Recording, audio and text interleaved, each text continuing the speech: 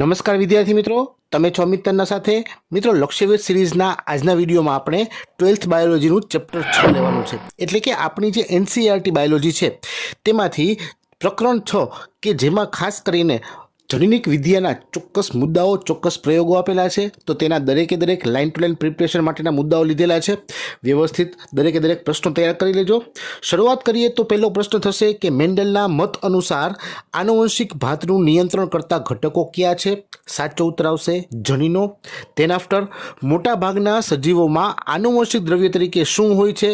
Very simple question, answer આવશે DNA. ત્યારબાદ વાત કરીએ તો ડીએનએનું પૂર્ણ નામ જણાવો, સૌને આવડે છે deoxyribonucleic acid. Then after ન્યુક્લિયોટાઇડના પોલિમરને કયા નામે ઓળખવામાં આવે છે? મિત્રો ખાસ યાદ રાખજો, ન્યુક્લિયોટાઇડ જ્યારે જોડાશે તો તેના પોલિમરાઇઝેશનથી ન્યુક્લિક એસિડ બને છે। ત્યારબાદ વાત કરીએ તો જૈવિક તંત્રમાં કેટલા પ્રકારના ન્યુક્લિક એસિડ જોવા મળે છે અને ક્યાં ક્યાં? મિત્રો જૈવિક તંત્રમાં દરેક પ્રકારના સજીવનો સમાવેશ થાય, માટે બે પ્રકારના ન્યુક્લિક એસિડ જોવા મળે, ડીએનએ અને આરએનએ। ધેન આફ્ટર આરએનએનું પૂર્ણ નામ જણાવો, તો રિબો ન્યુક્લિક એસિડ। ત્યારબાદ વાત કરીએ તો કેટલાક વાયરસમાં આનુવંશિક દ્રવ્ય તરીકે શું હોય છે? તો તેમાં પણ આવશે આરએનએ। ધેન આફ્ટર આરએનએનું કાર્ય જણાવો, તો ઉત્પ્રેરક અણુ તરીકે, સંદેશાવાહક તરીકે, અનુકૂલનકારક તરીકે અને સંરચનાત્મક, બરાબર। ત્યારબાદ ડીએનએમાંથી આરએનએના નિર્માણની ક્રિયાને શું કહેવાય? વેરી સિમ્પલ, તેને કહીશું આપણે પ્રત્યાંકન અથવા તો ટ્રાન્સક્રિપ્શન પણ કહી શકીએ। ત્યારબાદ આરએનએ પર થતા પ્રોટીન નિર્માણની પ્રક્રિયાને શું કહેવાય છે? તો મિત્રો આરએનએમાંથી જે પ્રોટીન બને તો તેને કહીશું આપણે ભાષાંતર અથવા તો ટ્રાન્સલેશન। ત્યારબાદ ડીએનએ એ શાનો પોલિમર છે? મિત્રો ખાસ યાદ રાખજો, ડીએનએ પોલિમરાઇઝેશનથી બનેલો છે, તો એ શાનો પોલિમર કહી શકાય? તો કે ડીઓક્સી રિબો ન્યુક્લિયોટાઇડ્સનો, બરાબર છે। ત્યારબાદ બેક્ટેરિયોફેજ 5174 કેટલા ન્યુક્લિયોટાઇડ ધરાવે છે? તો તેમાં આવશે 5386 ન્યુક્લિયોટાઇડ, બરાબર। ત્યારબાદ વાત કરીએ તો બેક્ટેરિયોફેજ લેમ્ડા કેટલી બેઝ જોડ ધરાવે છે? તો તેમાં આવશે 48502 બેઝ પેર। ત્યારબાદ ઈ કોલાઈમાં કેટલી બેઝ જોડ આવે છે? તો તેમાં આવશે 4.6 × 10⁶ બેઝ પેર। તેના આફ્ટર મનુષ્ય તેના એકકીય ડીએનએમાં કેટલી બેઝ જોડ ધરાવે છે? મિત્રો ખાસ યાદ રાખજો, અહીં એકકીય ડીએનએ વાપરેલ છે, માટે તેમાં આવશે 3.3 × 10⁹ બેઝ પેર। તેના આફ્ટર ન્યુક્લિયોટાઇડ કેટલા ઘટકો ધરાવે છે અને ક્યાં ક્યાં? તો મિત્રો ન્યુક્લિયોટાઇડ છે એ 3 ઘટકોથી બનેલી રચના છે, પેન્ટોસ શર્કરા, નાઇટ્રોજન બેઝ અને ફોસ્ફેટ સમૂહ। તેના આફ્ટર નાઇટ્રોજન બેઝના પ્રકાર કેટલા છે અને ક્યાં ક્યાં? તો મિત્રો સૌને ખ્યાલ છે કે નાઇટ્રોજન બેઝ બે પ્રકારના જોવા મળે, પ્યુરિન અને પિરિમિડિન। ત્યારબાદ વાત કરીએ તો પ્યુરિન તથા પિરિમિડિનના ઉદાહરણ જણાવો, તો મિત્રો પ્યુરિનમાં આવશે એડેનિન અને ગ્વાનિન, જ્યારે પિરિમિડિનમાં આવશે સાઇટોસિન, થાઇમિન અને યુરેસિલ, બરાબર છે। પરંતુ ખાસ યાદ રાખવાનું છે કે ડીએનએ હશે તેમાં થાઇમિન હોય છે અને આરએનએ હોય છે તેમાં યુરેસિલ જોવા મળે છે, ક્લિયર। ત્યારબાદ સાઇટોસિન પિરિમિડિન શેમાં હાજર હોય છે? એટલે કે કયા ન્યુક્લિક એસિડમાં હાજર હોય છે? તો સાઇટોસિન છે બંનેમાં હાજર હોય, ડીએનએ આરએનએ બંનેમાં। ત્યારબાદ ડીએનએમાં કયો પિરિમિડિન ગેરહાજર હોય છે?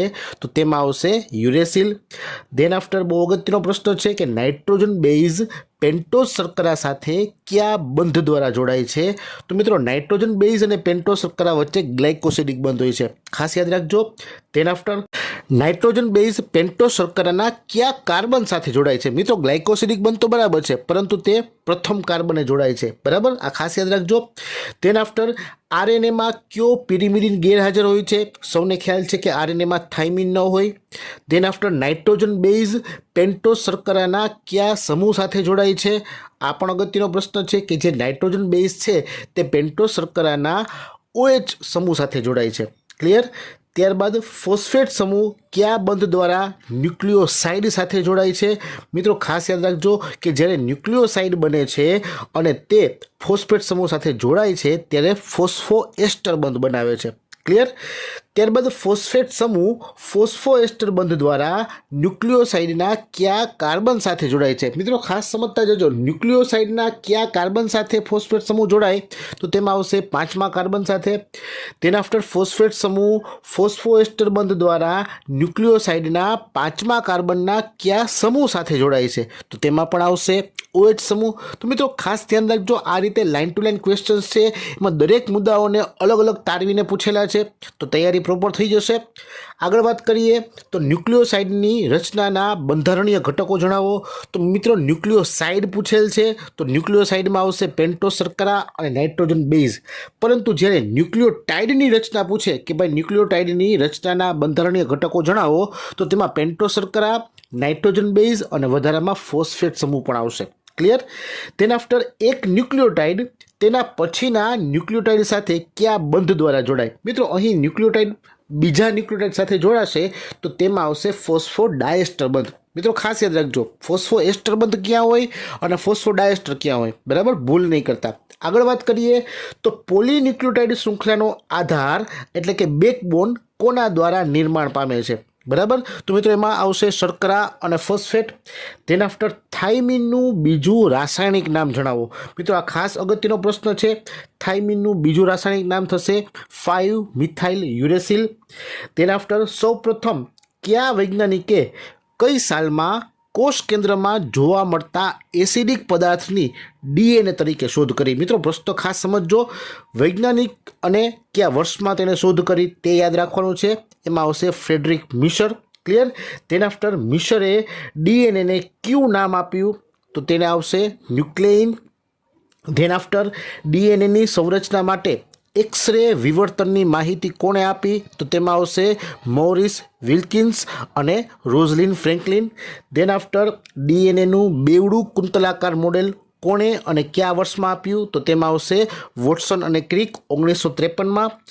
ત્યારબાદ ડીએનએમાં નાઇટ્રોજન બેઝના પ્રમાણ અને બંધ રચના બાબતની માહિતી કોણે આપી? મિત્રો ખાસ અગત્યનો પ્રશ્ન છે કે ડીએનએમાં નાઇટ્રોજન બેઝનું પ્રમાણ કેટલું હોય અને બંધ રચના કયા પ્રકારની હોય, તો તેની સૌપ્રથમ માહિતી આપી હતી ઇરવિન ચારગાફે. ક્લિયર, આ ખાસ યાદ રાખજો. ત્યારબાદ વાત કરીએ તો પિતૃ ડીએનએની સામે નિર્માણ પામતું બાળ ડીએનએ પિતૃ જેવું જ આબેહૂબ હોય છે. આ વિધાન સાચું કે ખોટું? તો મિત્રો આ વિધાન સાચું છે. ક્લિયર. તેના આફ્ટર ડીએનએમાં રહેલી બંને શૃંખલાઓ પરસ્પર વિરુદ્ધ દિશામાં ગોઠવાય છે તો તેની ધ્રુવતા બાબતે શું કહી શકાય? મિત્રો ખાસ યાદ રાખજો, ડીએનએમાં આપણે ખ્યાલ છે કે બે શૃંખલાઓ છે તે સામસામે ગોઠવાય છે તો તેની ધ્રુવતા બાબતે કહી શકાય કે તે પ્રતિ સમાંતર હોય. બરાબર, તો પ્રતિ સમાંતર ખાસ યાદ રાખજો. ત્યારબાદ નાઇટ્રોજન બેઝ સામસામે કયા બંધથી જોડાય? Very simple, hydrogen બંધથી.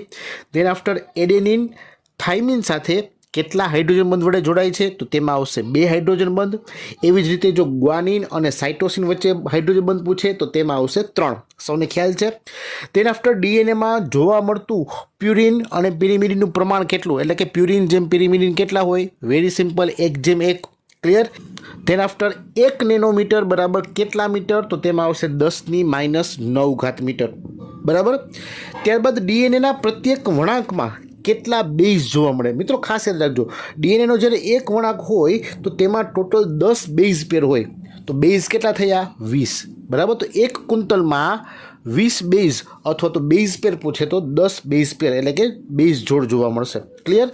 આગળ વાત કરીએ તો ડીએનએના એક કુંતલની લંબાઈ જણાવો. તો તેમાં તમારે 2 આન્સર યાદ રાખવાના છે અલગ અલગ એકમ પ્રમાણે. એક રીતે યાદ રાખી શકાય કે 3.4 નેનોમીટર અથવા તો 34 એંગસ્ટ્રોમ યાદ રાખો તો પણ સાચું. ત્યારબાદ ડીએનએના એક કુંતલમાં 2 ક્રમિક બેઝ જોડ વચ્ચેનું અંતર જણાવો. મિત્રો ખાસ યાદ રાખજો, 2 ક્રમિક બેઝ જોડ વચ્ચેનું અંતર છે તો આપણે ખ્યાલ છે કે એક કુંતલમાં 10 બેઝ જોડ હોય અને એક કુંતલની લંબાઈ છે 34 એંગસ્ટ્રોમ તો 10 વડે ભાગાકાર કરવાનો થાય તો 3.4 એંગસ્ટ્રોમ અથવા તો નેનોમીટરમાં લખી શકીએ કે 0.34 નેનોમીટર. ક્લિયર. ત્યારબાદ ડીએનએની પહોળાઈ જણાવો. જો આવો પ્રશ્ન પૂછે તો લખી શકાય કે 20 એંગસ્ટ્રોમ. ત્યારબાદ મધ્યસ્થ પ્રસ્થાપિત પ્રણાલી, ખાસ યાદ રાખજો સેન્ટ્રલ ડોગમા. બરાબર, તેનો વિચાર કોણે પ્રસ્તુત કર્યો? તો તેમાં આવશે ફ્રાન્સિસ ક્રિક. ત્યારબાદ આનુવંશિક માહિતીનો પ્રવાહ કેમ વહે છે? મિત્રો ખાસ વેરી ઇમ્પોર્ટન્ટ ક્વેશ્ચન છે. આનુવંશિક માહિતીનો પ્રવાહ કઈ રીતે વળે? વેરી સિમ્પલ, ડીએનએમાંથી ડીએનએ તો તેને શું કહીશું આપણે? સ્વયંજનન. ત્યારબાદ ડીએનએમાંથી આરએનએ અને આરએનએમાંથી પ્રોટીન. ક્લિયર. તો આખું સેન્ટ્રલ ડોગમાં તમારે દર્શાવવું પડે. ત્યારબાદ ડીએનએમાંથી ડીએનએ બનવાની ક્રિયાને શું કહેવાય? તો તેને કહીશું સ્વયંજનન અથવા તો રેપ્લિકેશન પણ યાદ રાખવાનું થાય. ત્યારબાદ કેટલાક વાયરસમાં સેન્ટ્રલ ડોગમાં વિપરીત દિશામાં પણ હોય છે, સાચું કે ખોટું? વેરી સિમ્પલ, સાચી માહિતી છે. શું કામ? તો કે વાયરસમાં શું હોય? આરએનએ. જો આરએનએ વાયરસ હોય તો એ આરએનએ વાયરસમાં રિવર્સ ટ્રાન્સક્રિપ્શન પ્રોસેસ થાય. બરાબર છે। તો આ ખાસ યાદ રાખવાનું છે કે કેટલાક વાયરસમાં જો આરએનએ હોય તો તેમાં વિપરીત દિશામાં પણ સેન્ટ્રોડોગમાં વહેતો હોય, તો તે સાચું વિધાન થયું। ત્યારબાદ સામાન્ય લાક્ષણિક સસ્તન કોષમાં ડીએનએની આશરે લંબાઈ કેટલી હોય છે, તો તે આવશે 2.2 મીટર। ક્લિયર। ત્યારબાદ સામાન્ય લાક્ષણિક સસ્તન કોષના કોષ કેન્દ્રની લંબાઈ કેટલી હોય, જો એવો પ્રશ્ન પૂછે તો તેમાં આવશે 10⁻6 મીટર। ક્લિયર। ત્યારબાદ ઇકોલાઈના ડીએનએની લંબાઈ જણાવો, તો તેમાં આવશે 1.36 મિલીમીટર। ત્યારબાદ ઇકોલાઈમાં સુવિકસિત કોષ કેન્દ્રનો અભાવ હોય છે, સાચું કે ખોટું? વેરી સિમ્પલ, સાચું વિધાન છે। ડીએનએનો વીજભાર જણાવો, વેરી સિમ્પલ, ઋણ વીજભાર, કારણ કે શું કામ ઋણ વીજભાર છે, તેમાં ફોસ્ફેટ છે, તો એવો પ્રશ્ન પણ પૂછી શકે કે ડીએનએનો ઋણ વીજભાર શેના કારણે હોય, તો ફોસ્ફેટ સમૂહ PO4-3ની હાજરીને કારણે। ક્લિયર। ડીએનએ ધનવીજભારિત પ્રોટીન સાથે જોડાઈ શેની રચના કરે, તો તેમાં આવશે ન્યુક્લિયોઇડ। ત્યારબાદ શું કોષ કેન્દ્રીય કોષમાં ડીએનએ સાથે જોડાયેલ ધનવીજભારિત પ્રોટીનનું નામ જણાવો। ખાસ યાદ રાખજો મિત્રો, ધનવીજભારિત પ્રોટીન થશે હિસ્ટોન। ક્લિયર। ત્યારબાદ હિસ્ટોન પ્રોટીનમાં સૌથી વધુ કયા એમિનો એસિડ હાજર હોય છે, મિત્રો? વેરી સિમ્પલ અને બહુ અગત્યનો પ્રશ્ન યાદ રાખવા જેવો છે કે તેમાં હશે લાઇસિન અને આર્જિનિન, જે આલ્કલીય પ્રકારના એમિનો એસિડ છે, આ પણ યાદ રાખી લેજો। ત્યારબાદ હિસ્ટોનના 8 અણુઓ સંગઠિત થઈ શાની રચના કરે છે, તો તેમાં આવશે 8 અણુઓ ભેગા થાય એટલે ઓક્ટામર બનાવે, તો તેને કહીશું આપણે હિસ્ટોન ઓક્ટામર। ત્યારબાદ ખાસ અગત્યનો મુદ્દો યાદ રાખવાનો છે કે ધનવીજભારિત હિસ્ટોન ઓક્ટામર જે ડીએનએ સાથે જોડાય છે ત્યારે શાની રચના કરે છે, તો તેને કહીશું આપણે ન્યુક્લિયોઝોમ। એટલે કે હિસ્ટોન ઓક્ટામર જે હોય એની ફરતે ડીએનએ વીંટળાય તો ન્યુક્લિયોઝોમ બને। ક્લિયર, આ યાદ રાખી લેજો। ત્યારબાદ લાક્ષણિક ન્યુક્લિયોઝોમ ડીએનએ કુંતલ કેટલી બેઝ જોડ ધરાવે છે, તો તેમાં આવશે 200 બેઝ પેર। બરાબર। ત્યારબાદ ન્યુક્લિયોઝોમ્સના પુનરાવર્તિત એકમોને શું કહેવાય, મિત્રો? વેરી સિમ્પલ, ક્રોમેટિન કહેવાશે, કે જે રિપીટ થશે, પુનરાવર્તિત એકમ છે। બરાબર। ત્યારબાદ ઇલેક્ટ્રોન માઇક્રોસ્કોપમાં કઈ કોષ કેન્દ્રીય રચના જોતા દોરીમાં પરોવાયેલા મણકા જેવી રચના દેખાય, તો તેમાં આવશે ક્રોમેટિન પર ન્યુક્લિયોઝોમ। આ પણ યાદ રાખવાનું છે। તેન આફ્ટર ઉચ્ચ સ્તરે ક્રોમેટિનના પેકેજિંગ માટે જે પ્રોટીનનો સેટ વપરાય છે તેને શું કહેવાય, મિત્રો? ખાસ યાદ રાખજો, ક્રોમેટિનના પેકેજિંગ માટે જે પ્રોટીનનો સેટ વપરાય તેને કહેવાય નોન હિસ્ટોન ક્રોમોઝોમલ પ્રોટીન, એટલે કે NHC। ક્લિયર। ત્યારબાદ લાક્ષણિક કોષ કેન્દ્રમાં શિથિલ રીતે ગોઠવાયેલ ડીએનએ અથવા તો જે ક્રોમેટિન છે તેના ભાગને શું કહેવાય, તો તેને કહીશું આપણે યુક્રોમેટિન। જ્યારે પ્રશ્ન એમ પૂછે કે લાક્ષણિક કોષ કેન્દ્રમાં સઘન રીતે ગોઠવાયેલ ક્રોમેટિનના ભાગને શું કહેવાય, તો સઘન રીતે ગોઠવાય તો હિટ્રોક્રોમેટિન કહેવાશે। ક્લિયર। ત્યારબાદ વાત કરીએ તો ક્યુ ક્રોમેટિન પ્રત્યાંકન માટે સક્રિય હોય છે, તો તે યુક્રોમેટિન છે જે સક્રિય હોય। જે પ્રશ્ન એમ પૂછે કે ભાઈ ક્યુ ક્રોમેટિન પ્રત્યાંકન માટે નિષ્ક્રિય હોય છે, તો તેમાં આવશે હિટ્રોક્રોમેટિન। ક્લિયર। ત્યારબાદ બહુ અગત્યનો પ્રશ્ન કે જનીન દ્રવ્ય માટે રૂપાંતરણ સિદ્ધાંત કોણે અને ક્યારે આપ્યો, મિત્રો? રૂપાંતરણ સિદ્ધાંત આપ્યો તો ગ્રિફિથે 1928માં, એનો પ્રયોગ આપણને ખ્યાલ છે। ક્લિયર। એના આધારે પ્રશ્નો જોઈએ તો રૂપાંતરણીય સિદ્ધાંત માટે ગ્રિફિથે કયા બેક્ટેરિયાનો ઉપયોગ કર્યો હતો, તો તેમાં આવશે સ્ટ્રેપ્ટોકોકસ ન્યુમોની લખી શકાય અથવા ન્યુમોકોકસ પણ આપી શકો। ક્લિયર। ત્યારબાદ ન્યુમોકોકસની કેવી જાત ચેપી છે, તો તેમાં આવશે એસ જાત, જે એસ સ્ટ્રેન છે, જે સ્મૂથ સ્ટ્રેન છે તે ચેપી છે। ત્યારબાદ શા માટે એસ જાત ચેપી બને છે, જો આવો પ્રશ્ન પૂછે તો યાદ રાખવાનું કે જે એસ જાત છે, જે સ્મૂથ જાત છે, એટલા માટે સ્મૂથ છે કે તેની ફરતે પોલિસેકેરાઇડનું એટલે કે શ્લેષ્મનું આવરણ હોય છે, તો તેને કારણે તે ચેપી બને છે। ક્લિયર। ત્યારબાદ ગ્રિફિથના પ્રયોગમાં ગરમીથી મૃત કરાયેલ એસ સ્ટ્રેનને ઉંદરમાં દાખલ કરવામાં આવે તો શું થાય, તો મિત્રો ગરમીથી જે મૃત કરાયેલ એસ સ્ટ્રેન દાખલ કરો તો ઉંદરમાં ચેપ લાગતો નથી, એટલે ઉંદરો જીવિત રહ્યા। ત્યારબાદ રૂપાંતરિત સિદ્ધાંતની જૈવ રાસાયણિક પ્રકૃતિ નક્કી કરવા કોણે અને ક્યારે પ્રયોગો કર્યા, મિત્રો યાદ રાખજો, રૂપાંતરિત સિદ્ધાંત કોણે આપ્યો, તો તે આવશે ગ્રિફિથે, પરંતુ તેની જૈવ રાસાયણિક પ્રકૃતિ કોણે નક્કી કરી, તો તેમાં આવશે એવરી, મેક્લિઓડ અને મેકકાર્ટી। તેમણે 1933 થી 1944 દરમિયાન આ પ્રયોગો કર્યા હતા। ત્યારબાદ કયા ઉત્સેચકો પ્રોટીનના પાચન માટે જવાબદાર છે, વેરી સિમ્પલ, પ્રોટીએઝ। એવી જ રીતે પૂછી શકે કે કયા ઉત્સેચકો આરએનએના પાચન માટે જવાબદાર છે, તો આરએનએઝ। કયા ઉત્સેચકો દ્વારા પાચનથી રૂપાંતરણ પ્રક્રિયા અવરોધાય છે, તો તેમાં આવશે ડીએનએઝ। કારણ કે તે ડીએનએનું પાચન કરે, બરાબર, માટે રૂપાંતરણ શક્ય નથી. ત્યારબાદ એવરી, મેકલિયોડ અને મેકકાર્ટીના પ્રયોગ અનુસાર કયો ઘટક રૂપાંતરણ માટે જવાબદાર બને છે? મિત્રો ખાસ યાદ રાખજો, રૂપાંતરણીય સિદ્ધાંતને આધારે અને પ્રયોગાત્મક પદ્ધતિના આધારે એવું નક્કી થયું કે જે રૂપાંતરણ માટે જવાબદાર ઘટક છે તે છે ડીએનએ. ક્લિયર? ત્યારબાદ વાત કરીએ નેક્સ્ટ પ્રયોગની, તો ડીએનએ આનુવંશિક દ્રવ્ય છે તેવી સ્પષ્ટ માહિતી કોના પ્રયોગ દ્વારા ક્યારે આપવામાં આવી? તો મિત્રો વેરી સિમ્પલ અને બહુ અગત્યનો કે ડીએનએ આનુવંશિક દ્રવ્ય છે તેવું કન્ફર્મલી સાબિત કર્યું હર્શી અને ચેઝે 1952માં. ક્લિયર? ત્યારબાદ બેક્ટેરિયાને ચેપગ્રસ્ત કરતા વાયરસને શું કહેવાય? Very simple, bacteriophage. તેના આફ્ટર પ્રશ્ન લઈએ તો હર્શી અને ચેઝે વાયરસને કયા રેડિયોએક્ટિવ માધ્યમમાં ઉછેર્યા હતા? તો તેમાં આવશે બે પ્રકારના માધ્યમ, ફોસ્ફરસયુક્ત અને સલ્ફરયુક્ત. ક્લિયર?